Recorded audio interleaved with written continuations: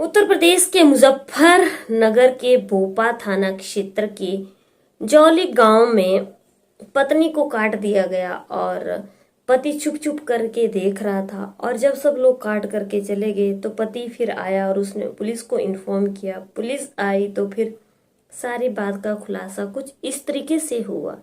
जी हाँ दोस्तों, आदाब, नमस्कार, राधे श्याम। आप सब लोग कैसे हो? उम्मीद करती हूँ आप सब लोग अच्छे से होंगे। बाकी दोस्तों, आज की कहानी का रुख जो है वो हम करते हैं उत्तर प्रदेश से।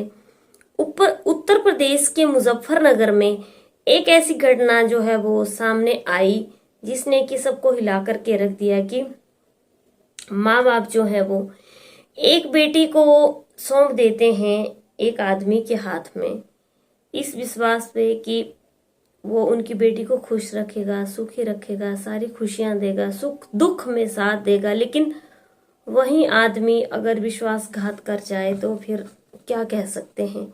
तो आज की कहानी भी कुछ ऐसी दर्दनाक कहानी है। उम्मीद करती हूँ कि आपको कहानी अच्छी लगेगी तो चैनल को सब्सक्राइब दोस्तों जरूर कर लेना। उत्तर प्रदेश के मुजफ्फरनगर के भोपा थाना क्षेत्र के जौली गांव में मोहम्मद इदरीस जो है वो रहता है और साथ में उनकी पत्नी भी रहती है जिनका नाम जुबैदा है। जुबैदा की उम्र जो है वो 65 ईयर्स है और मोहम्मद इदरीश की उम्र जो है वो लगभग 68 ईयर्स है, 68 साल की है।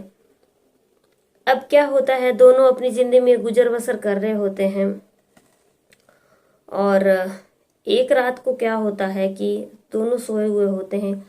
अचानक से मोहम्मद इदरीस को टॉयलेट आ जाता है और जब मोहम्मद इदरीस को टॉयलेट आ जाता है तो भी गांव में रह रहे होते हैं और वो टॉयलेट करने के लिए घर से निकल के पास ही एक खेत होता है उसमें चले जाते हैं। मतलब बराबर में ही एक खेत है, उसमें टॉयलेट करने के लिए चले जाते हैं। और जब वो टॉयलेट करके आते हैं तो वो क्या देखते हैं कि उनके घर का नज़ारा ही बदल चुका था। उन्होंने देखा कि उनकी जो पत्नी है जिनकी उम्र 65 साल है, जुबैदा, उनको जो है गांव के कुछ लोग काट रहे हैं, धारदार हथियार से उनकी हत्या कर रहे हैं। धारदार हथियार से उनकी पत्नी की हत्या हो जाती है और मोहम्मद इदरीस जो है वो सामने से देखते ही रहते हैं। वो डर के मारे उन लोगों को बोल भी नहीं पाते हैं कि ये क्या हो रहा है, क्योंकि वो डर जाते हैं कि उनके साथ भी ऐसा ही होने वाला है। उसके बाद जो है वो उनकी पत्नी जो है उनको काट दिया जाता है। पत्नी जुबैदा की मृत्यु हो चुकी होती है, खून ही खून फर्श पे बिखरा हुआ होता है। पति सामने से देख रहा होता है लेकिन पति डर के मारे कुछ नहीं कर पाता। अब काट करके वो लोग धारदार हथियार से उनको हत्या करके वहां से भाग जाते हैं।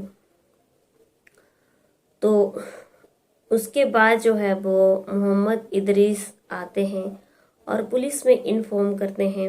और जब पुलिस आती है तो जुबैदा की डेड बॉडी को जो है वो पोस्टमार्टम के लिए भेज दिया जाता है।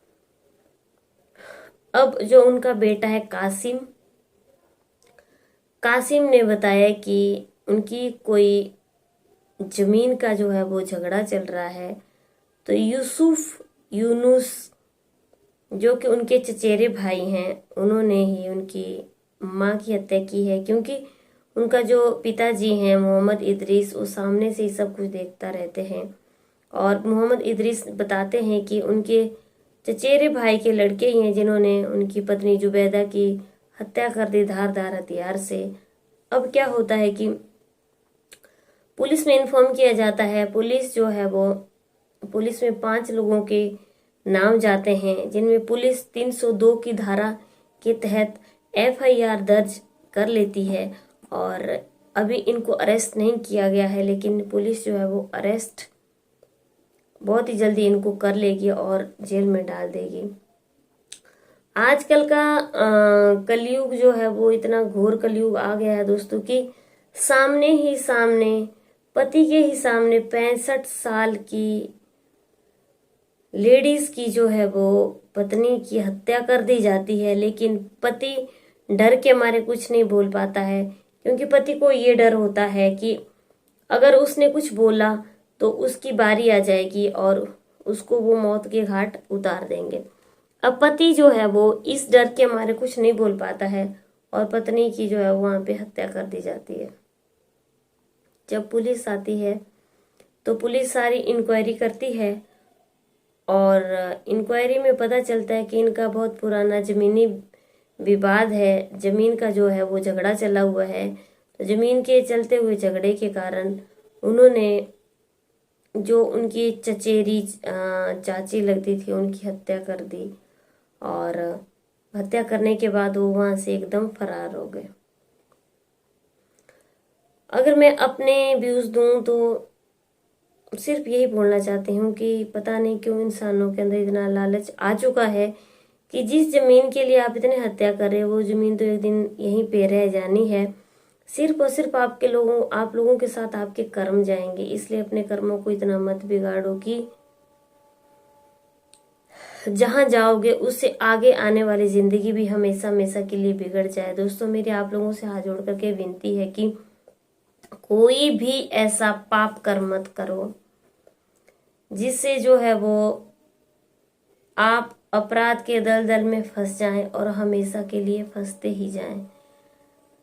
कलयुग जो है वो सब लोगों के ऊपर इस तरीके से सवार हुआ पड़ा है कि इंसानों को ये नहीं दिखता है कि मैं क्या कर रहा हूं और क्या नहीं कर रहा हूं, लेकिन कुछ भी करने से पहले अपने कर्मों के बारे में सोच लें कि आप अपना जो कर्म है, जो आपका काम है, वो बहुत गलत कर रहे हैं और उसकी सजा बहुत गलत मिलती है।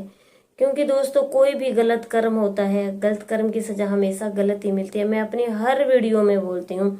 आज की कहानी से हमें क्या सीख मिलती है? आज की कहानी से हमें सिर्फ यही सीख मिलती है कि हमें कानून को अपने हाथ में नहीं लेना चाहिए। अगर जमीन का कोई विवाद था तो उनको आपस में बैठ करके इस चीज को निपटाना चाहिए था, क्योंकि मर्डर करके, कत्ल करके जमीन का कोई विवाद खत्म नहीं हुआ। मर्डर करना, कत्ल करना और धार हथियार से हत्या करना, ये जुर्म को कानून को अपने हाथ में लेना है, जो कि बहुत गलत चीज है। उनको बैठ करके ये चीजें सारी करनी चाहिए थी, ताकि जिससे जो है वो ना कोई झगड़ा होता, ना कोई लड़ाई होती। अब बेचारी जुबैदा जो है वो इस दुनिया को छोड़ करके जा चुकी है। दोस्तों, कभी भी कानून को अपने हाथ में ना लें। उम्मीद करती हूँ कि आप लोगों को मेरी वीडियो पसंद आई होगी, कहानी सुनना अच्छा लगा होगा। अगर अच्छा लगा है तो जरूर चैनल को सब्सक्राइब कीजिए, बेल बटन को दबा के ऑल पे क्लिक जरूर कीजिए, ताकि आपके पास मेरी हर वीडियो की नोटिफिकेशन मिलती रहे।